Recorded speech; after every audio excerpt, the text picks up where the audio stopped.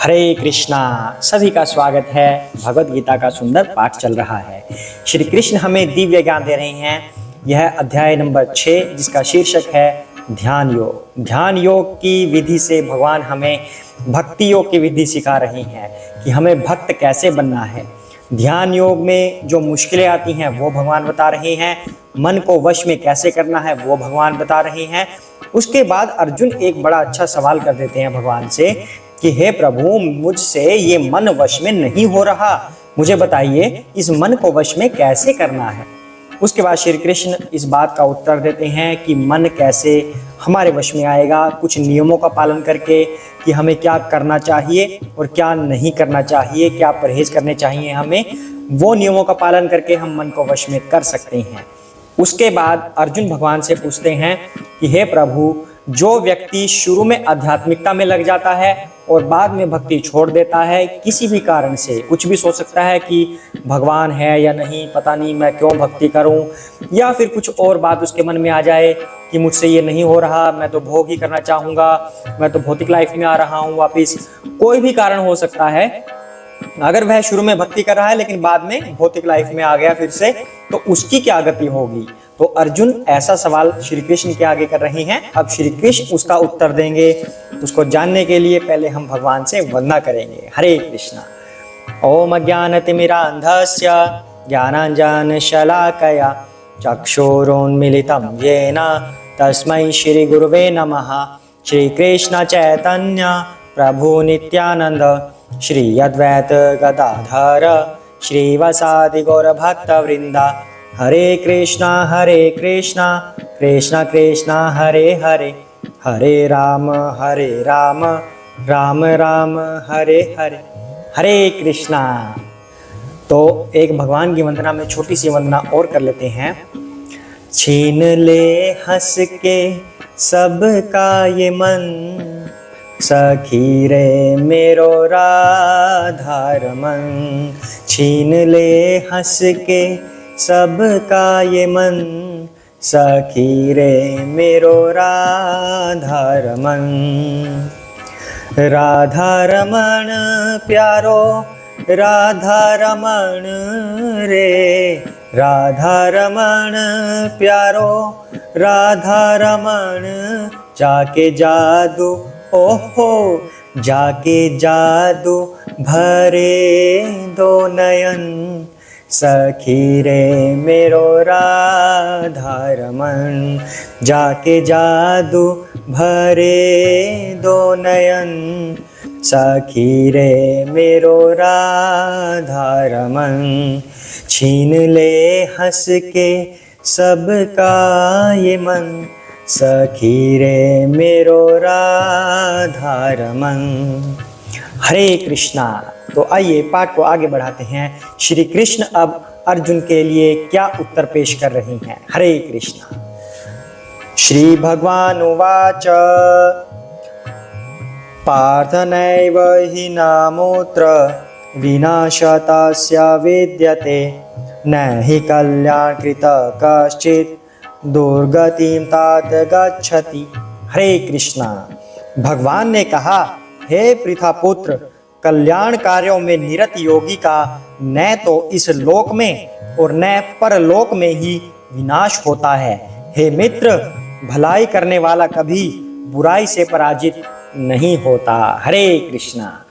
तो अब श्री कृष्ण ने इतनी सुंदरता से इस बात का उत्तर दिया है, जो अर्जुन ने पूछा उससे भी अधिक उत्तर श्री कृष्ण ने इस श्लोक के माध्यम से दे दिया है। अब वो क्या है? अब अर्जुन ने तो कहा था कि हे भगवान, जो आरंभ में भक्ति कर रहा है लेकिन फिर पीछे मुड़ जाता है भक्ति से और अपना भौतिक जीवन जीने लगता है माया के प्रभाव से, या ये सोच ले कि पता नहीं भगवान है या नहीं, मैं ऐसे ही भक्ति में लगा हुआ हूँ, कुछ भी कारण हो सकता है, लेकिन वो पीछे मुड़ गया है, तो उसके ऐसा करने पे उसकी गति क्या होगी? कहीं वो नरक का भोगी तो नहीं हो जाएगा, या उसको किसी भी लोक में स्थान न मिले, कहीं ऐसा तो नहीं हो जाएगा? तो ऐसा अर्जुन पूछ रहे थे। तो भगवान ने यहाँ पर कहा है कि हे पृथा पुत्र, कल्याण कार्यों में जो व्यक्ति लग जाता है, निरत योगी होता है, उसकी न इस लोक में न किसी दूसरे लोक में गति खराब होती है।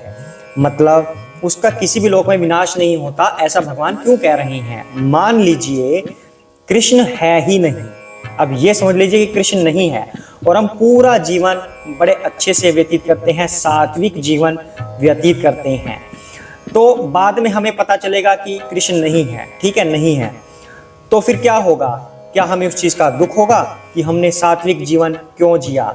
नहीं, हमें बल्कि खुशी ही होगी कि ठीक है, कृष्ण नहीं थे तो हमने फिर भी जप किया, नहीं है कृष्ण, लेकिन हमने अच्छा जीवन जिया, हमने सात्विक जीवन जिया, किसी को दुखी नहीं किया, हमेशा खुश रहे, दूसरों को खुश किया, अच्छा जीवन जिया, तो कोई दुख आपको नहीं आएगा, खुश ही रहेंगे आप।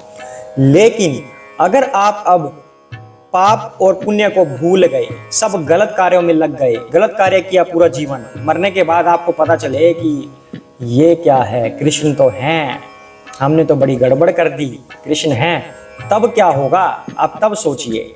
तब जब आपको पता चलेगा तब आपके सामने यमराज होंगे, कृष्ण नहीं होंगे। फिर अगर पूरा जीवन आप पाप करते गए ये सोच के कि कृष्ण नहीं है और बाद में पता चला कि कृष्ण है, तब तो फंस गए, फिर तो यमराज के कोड़े बरसेंगे या नरक में भेजेंगे या कुछ और करेंगे।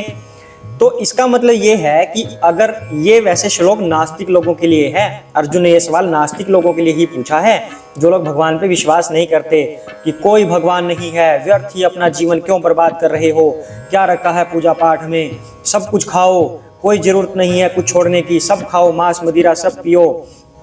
तो ऐसे व्यक्ति के लिए भगवान ने ये श्लोक बोला है कि बाद में अगर आपको पता चला कि कृष्ण है और जो बातें वो कहते थे सारी सत्य हैं, तब आपके साथ क्या होगा ये सोच के देखिए। और ऐसा होगा, वास्तव में होगा, क्योंकि कृष्ण है। और अगर आपको बाद में पता चले कि कृष्ण नहीं है और पूरा जीवन आपने अच्छा व्यतीत किया है, तब आपको कोई दुख नहीं होगा बल्कि सुख ही होगा।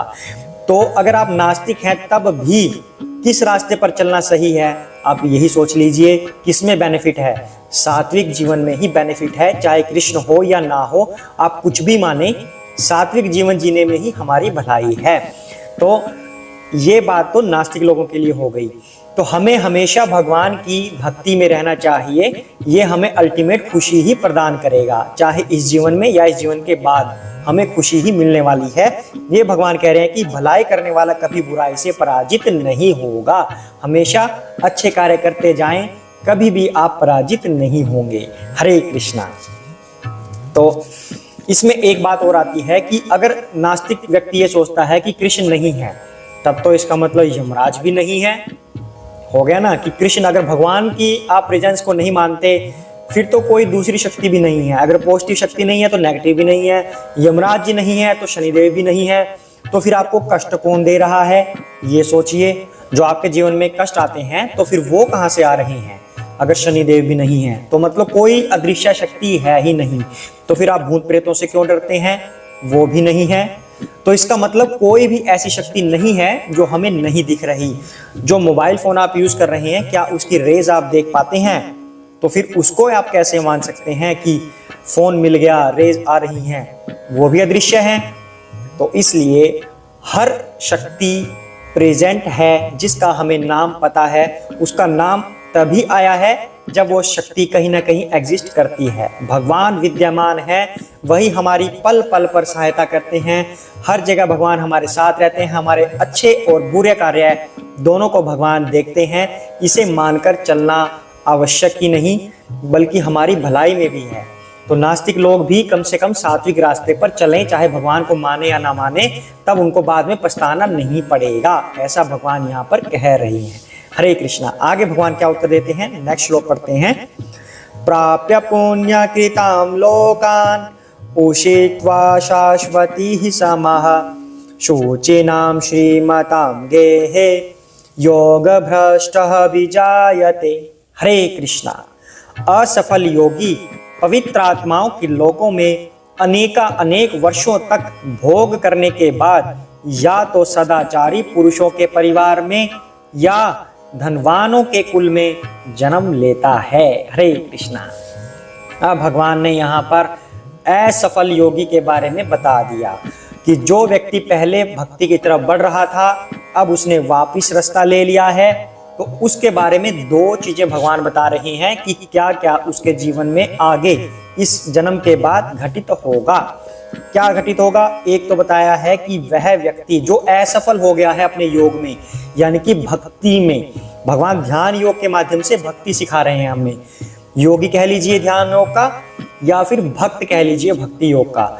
अगर भक्त अपने भक्ति में असफल हो गया तब भी वह अनेक वर्ष तक अच्छे लोकों में भोग करने के बाद फिर धरती पर आएगा और उसको दो तरह के परिवार मिल सकते हैं।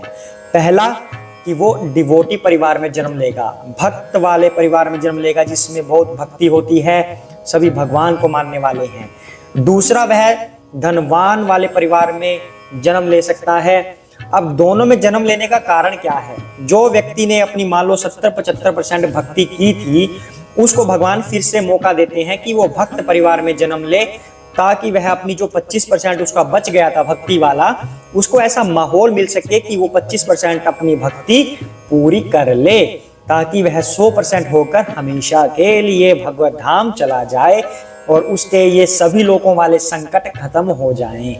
दूसरा, धनवान परिवार में जन्म कौन लेगा? जिसने थोड़ी सी भक्ति की थी, 10%, 20%, 30% इतनी भक्ति की थी, फिर वापस मुड़ गया था, उसको भगवान उसका फल देते हैं, उसको धनी परिवार में जन्म दे देते हैं, ताकि उसको किसी प्रकार की समस्या ना रहे, उसका जीवन गरीबी में ना जाए। तो अब जो लोग ये बात कहते हैं कि जितना हम भगवान की पूजा करते हैं उतना ही गरीब होते जाते हैं, भगवान अपने भक्तों को कभी धन नहीं देते, हमेशा ऐसे बोला जाता है ना आम जीवन में कि जो जितनी पूजा पाठ करता है उतना ही दुखी रहता है। लेकिन भगवान तो इस श्लोक के माध्यम से कह रहे हैं कि अगर कोई थोड़ी सी भक्ति भी कर ले 10-20%, तो अगले जन्म में वह कम से कम धनी परिवार में तो जन्म अवश्य लेगा, ताकि उसको कोई भी भौतिक कष्ट ना आए। आगे इंसान के ऊपर डिपेंड है कि वह अपने इस धन का प्रयोग अच्छे कार्यों के लिए करता है या बुरे के लिए करता है। अगर अच्छे कार्यों के लिए करेगा तो नेक्स्ट बर्थ उसको या तो मिलेगा ही नहीं, वो हमेशा के लिए भगवत धाम चला जाएगा। लेकिन अगर अपने कर्म खराब कर लेगा इस धन के प्रयोग से, वह बुरे कर्म करेगा, तब उसका अगला जन्म खत्म समझो, वो नरक की तरफ जाएगा। ये इंसान के अपने ऊपर है कि भगवान ने तो उसे धन दे दिया पिछले जन्म की थोड़ी सी भक्ति की वजह से, लेकिन वो इस धन का प्रयोग अब नशा में कर रहा है, जुआ खेलने में कर रहा है, मदिरा पीने में कर रहा है, या किसी और गलत संग में कर रहा है। वो इंसान के ऊपर खुद पे है कि वो उसको कैसा प्रयोग करके अपना अगला जन्म कैसे सुधारता है। हरे कृष्णा। तो आज भगवान ने हमें दो चीजें बताई हैं। एक तो ये कि आप चाहे माने या ना माने कि भगवान हैं, तब भी आपको सही रास्ते पर चलना चाहिए, ताकि आपको बाद में पछताना ना पड़े। सही पर चलेंगे तो बाद में पछताएंगे नहीं, गलत पर चलेंगे तो पक्का पछताएंगे, इसलिए सही रास्ते पर चलिए। दूसरा, भगवान बता रहे हैं कि जो व्यक्ति थोड़ी भी भक्ति कर लेता है उसका अगला जन्म सुधर जाता है। पहली बात तो मनुष्य का जन्म लेगा, फिर वो अगर थोड़ी भी भक्ति कर लेता है तो उसको धनी परिवार मिलेगा थोड़ी भक्ति करने पर। दूसरा, अगर उसने ज्यादा भक्ति कर ली लेकिन पूरी नहीं हुई, लेकिन भक्ति ज्यादा हो गई, 70-75% हो गई, तब उसको भक्त परिवार में जन्म मिलेगा, ताकि वह अपनी भक्ति पूरी कर सके। हरे कृष्णा। इसलिए हमें हमेशा भगवान की भक्ति में रत रहना चाहिए, अपने भौतिक कार्यों में और आध्यात्मिक जीवन में बैलेंस बनाकर रखना चाहिए, ताकि हमारी भक्ति के मार्ग में भी कोई बाधा ना आ पाए और हम हमेशा के लिए भगवत धाम चले जाएं, हमें अगला जन्म लेना ही ना पड़े। ना हमें धनवान परिवार में जन्म लेना, ना हमें भक्त परिवार में जन्म लेना, हमें तो भगवान के पास ही रहना है, हमें तो वहीं जाना है। हरे कृष्णा। सभी साथ में बोलेंगे, जय श्री कृष्ण चैतन्य प्रभु नित्यानंदा, श्री अद्वैत गदाधर श्री वसादि गौर भक्त वृंदा। हरे कृष्ण कृष्ण कृष्ण हरे हरे, हरे राम राम राम हरे हरे। हरे कृष्ण।